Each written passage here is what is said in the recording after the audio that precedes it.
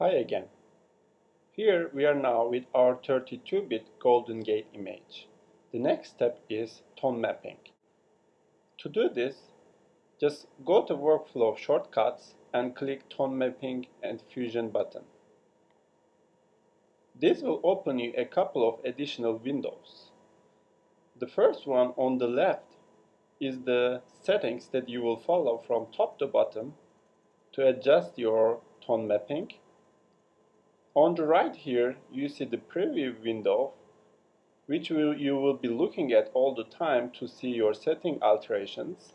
The third window is histogram, which actually I don't use during the tone mapping process, therefore just go ahead and close it to have a bigger view of field. Down below here is the preset thumbnails window. You can just go ahead and click on each of them to see quickly what presets are offered to you. During tone mapping and fusion, you have actually three ways of developing your 32-bit image. Two of them are listed under tone mapping. If you click it, you will see there is method, detail enhancer, and tone compressor. And the third option is just exposure fusion. Detail enhancer is the artistic, surreal adjustments, which can go to extremes, but you can also get a natural looking using this option. On the other hand, tone compressor is more natural looking. Exposure fusion will give you also a natural looking image, which is a new concept combining luminosity, contrast, and saturation from different images into one. If you proceed to the right, you will see some other presets waiting for you. You can just go ahead and click on them to see if you like any of them to start. Among these three options, the detail enhancer is the most commonly used because it has more flexibility, can give you very artistic looking one or more natural looking one. Therefore, in this video, I will demonstrate you how to use detail enhancer to make your HDR image. If you look at the settings on the left, the first one is strength, which we'll use to bring out the details in highlight and shadows. If you drag it to the right, you will bring more details into highlights and shadows. On the other hand, if you go to the left, you will decrease the details in highlights and shadows. Usually I keep this strength between 80 and 100 to have really good details. Let's keep it as 80 in this image. Color saturation is simply used to saturate your colors. If you go to right, you will saturate your colors. To the left, you will desaturate your colors and it will become black and white. Usually I keep this somewhere between 50 and 60.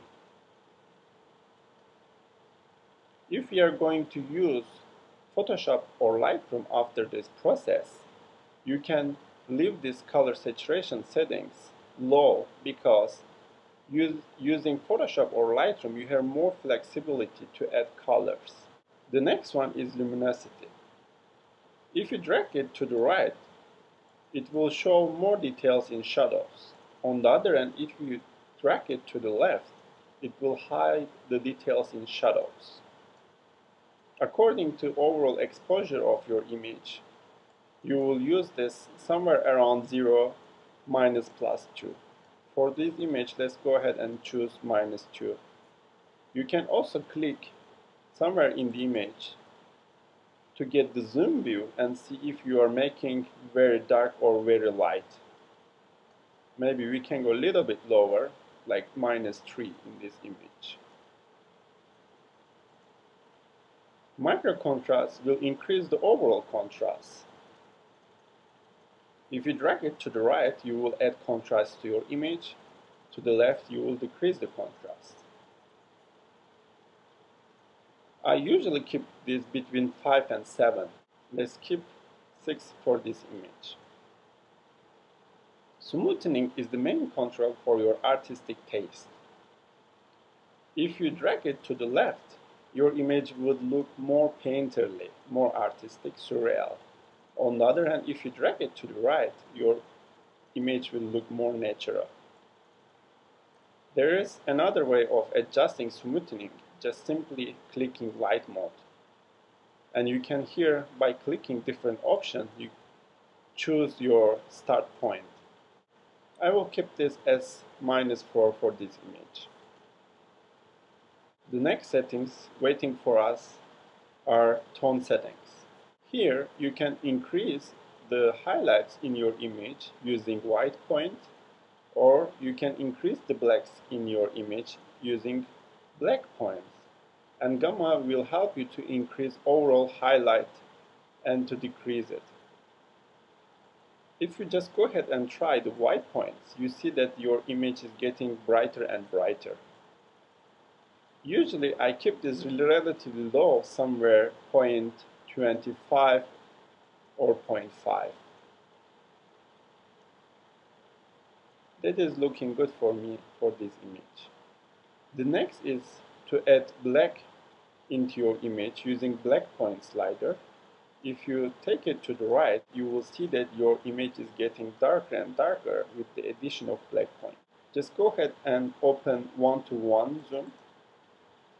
And by doing this, we can better see the effect of blacks and whites. Let's keep this as around 0.3 for this image.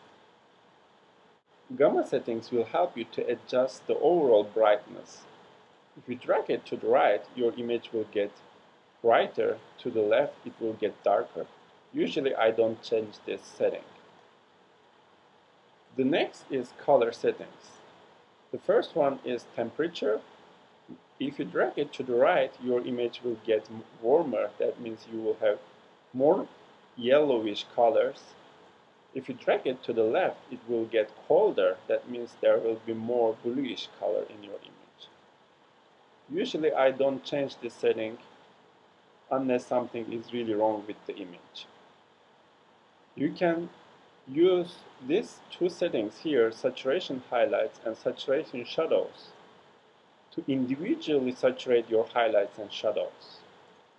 To see this effect, you can again zoom and then drag this slider all the way to the right or to the left. You can see some subtle effects there. Usually I don't change the settings and keep them as 0, both of them. The next slider is saturation shadows. Will help you to individually saturate your shadows. If you just go ahead and click and then play with the slider, you will see that your shadows are being saturated and desaturated. Usually I also keep this as 0. The next options are smoothing options. The first option will help you to smoothen the overall contrast. If you just go ahead and click 1:1 view and increase your micro smoothing, you will see that your overall contrast is decreasing.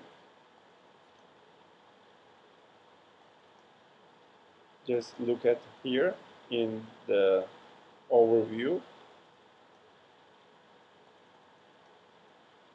Again, this is something that is usually not used because you want to have high contrast in your image. You don't want to smoothen it. The same with highlight smoothness and shadow smoothness.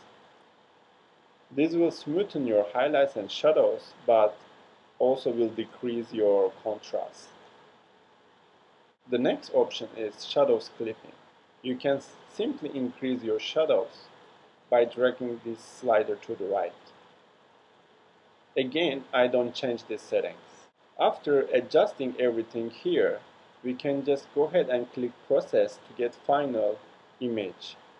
Don't forget, this is just a preview, a quickly produced image. The real final one will proceed only when you just click process and wait. Now we have our final image, which is tone mapped with the settings that we adjusted.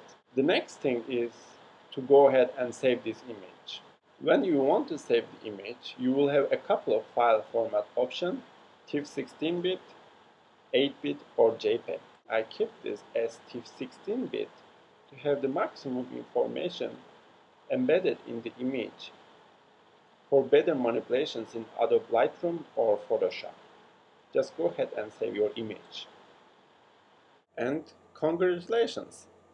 We are done with our HDR processing.